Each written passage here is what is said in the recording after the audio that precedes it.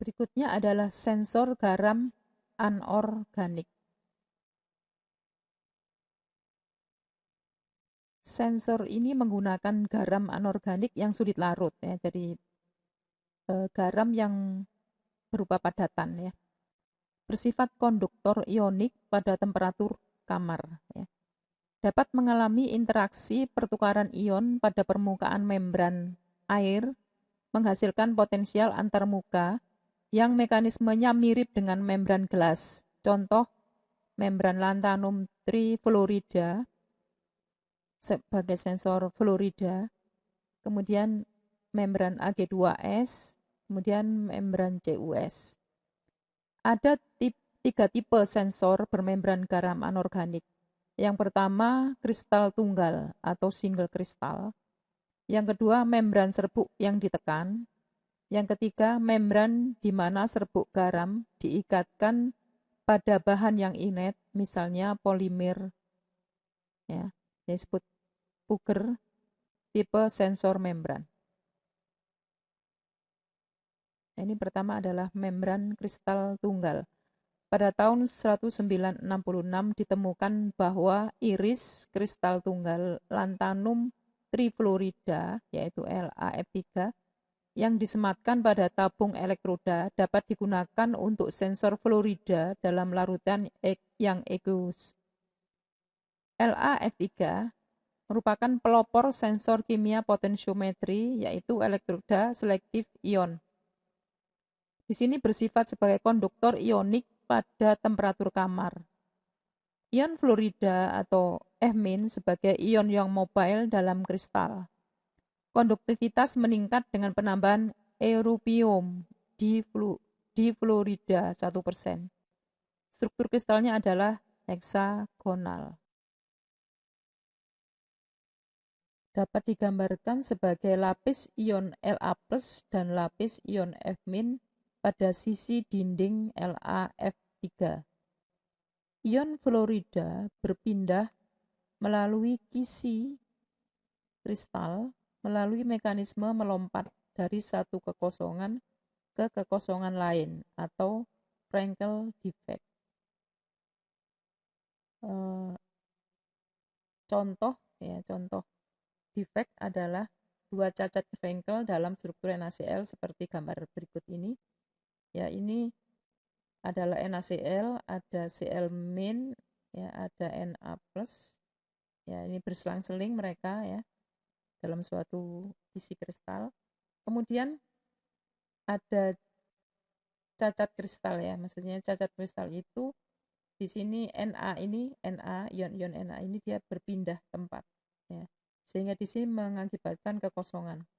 Nah, kekosongan tempat inilah yang dimanfaatkan oleh berpindahnya ion-ion itu. Ya, dalam hal ini adalah ion fluorida, tapi tentunya di dalam kisi kristal LaF3 ya. Ini hanya contoh untuk NaCl.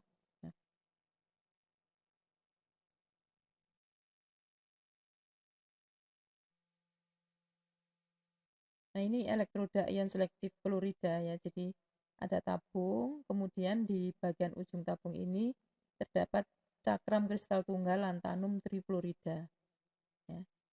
Kemudian diisi di dalam tabung itu larutan elektrolit internal yang biasanya itu ionnya adalah sama dengan ion yang mau disensor. Ya, jadi misalnya ini ion selektif fluorida, maka intersolusinya mengandung fluorida. Nah, ini supaya meningkatkan konduktivitasnya maka ditambahi NaCl ya. Sehingga nanti yang terukur lebih sensitif ya. Jadi nanti potensialnya memberikan perbedaan yang cukup signifikan antara konsentrasi satu dan yang lain. Kemudian di tengahnya itu sudah disematkan elektroda pembanding dalam yaitu Ag-AgCl. Nah, Ag-AgCl ini bagaimana cara membuatnya? Yaitu kita siapkan 2 buah kawat perak ya, kira-kira ukurannya 7 cm masing-masing.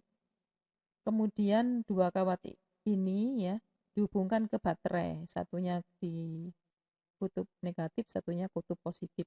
Kita bisa menggunakan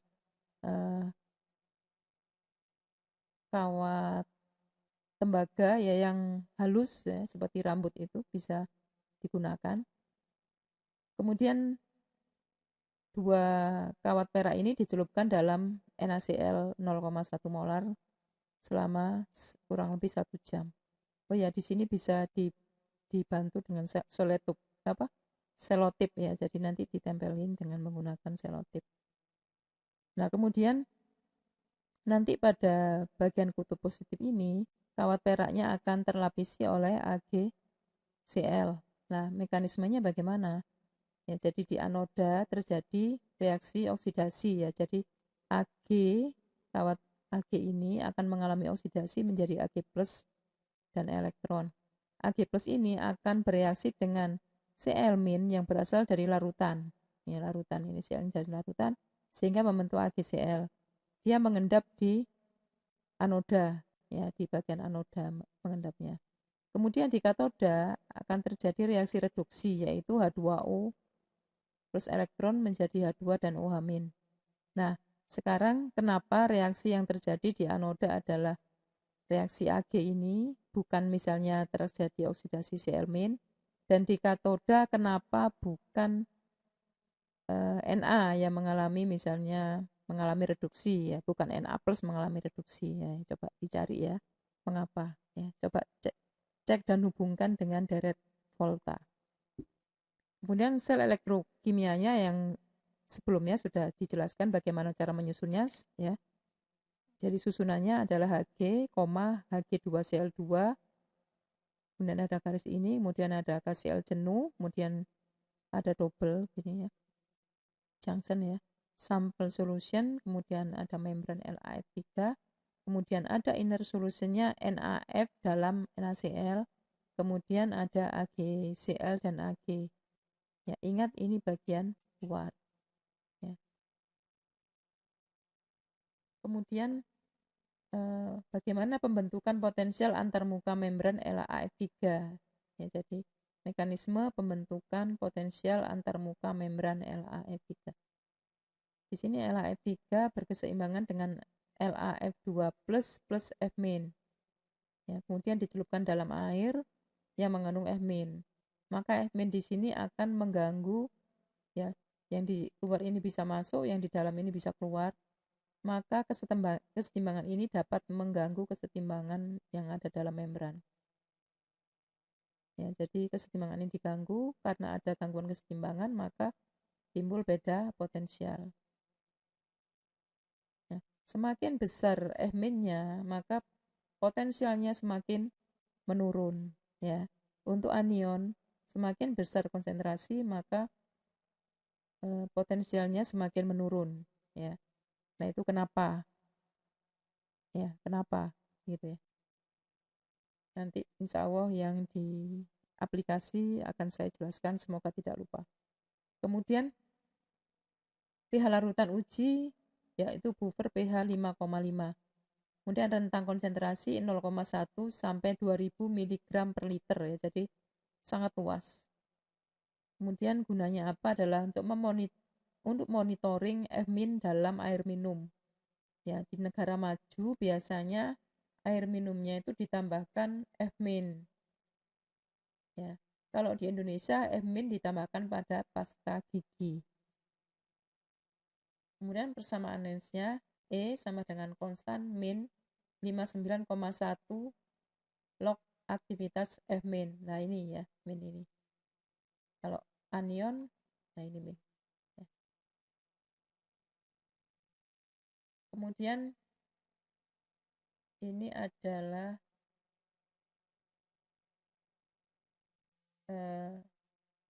membran serbuk yang ditekan. Ya, jadi garam yang sedikit larut menggunakan Ag2S.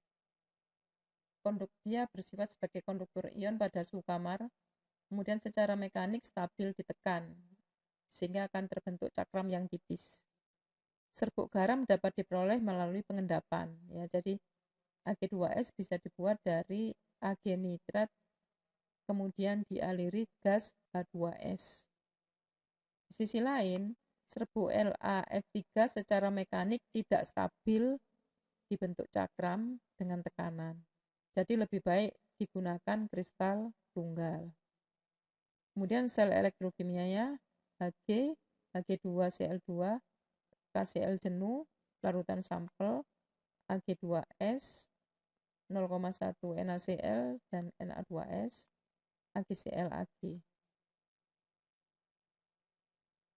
Kemudian pembentukan potensial antarmuka membran Ag2S seperti ini dari dalam air, ada Ag+, kemudian Ag+ ini bisa masuk, kemudian di dalam ini bisa keluar, sehingga ini akan mengganggu keseimbangan Ag2S ya, menjadi Ags- dan Ag+. Ya, semakin besar konsentrasi Ag+, maka potensialnya semakin besar ya, dia ini muatannya positif. Dia muatannya positif sehingga di sini tandanya positif. Ya, persamaannya adalah E sama dengan konstan plus 59,1 log A aktivitas Ag. Nah, di sini N-nya kan 1 ya, jadi pas 59,1. Dan ini adalah contoh-contoh membran serbuk yang ditekan. Ya, untuk sensor Cl- atau Br- atau I- ya menggunakan Ag2S, AgCl. Ya, jadi campur antara Ag2S dan AgCl. Kemudian sensor cyanida menggunakan Ag2S, AgI ya, campur. Kemudian CD2 plus di sensor menggunakan Ag2S, CDS. Bb2 plus menggunakan Ag2S, BBS. Cu2 plus menggunakan Ag2S, CUS. Jadi ini adalah merupakan membran campuran serbuk ya, dicampur serbuknya. Dan ada lagi sensor membran Bohr. Membran ini menggunakan garam anorganik yang sulit larut sebagai bahan elektroaktif yang dibentuk dalam membran menggunakan pengikat polimer. Ya. Pada awalnya, membran Bohr menggunakan polisiloksan dan mengandung kira-kira 50% material elektroaktif. Selanjutnya, polimer lain juga digunakan seperti karet silikon. Ya, membran ini dapat dipotong sesuai ukuran dan dilekatkan pada tabung elektroda selektif ion. Dapat juga digunakan PVC dan polietilen. Membran dibuat dengan cara mencetak melalui pemanasan dan tekanan. Dapat juga direkatkan pada batang grafit.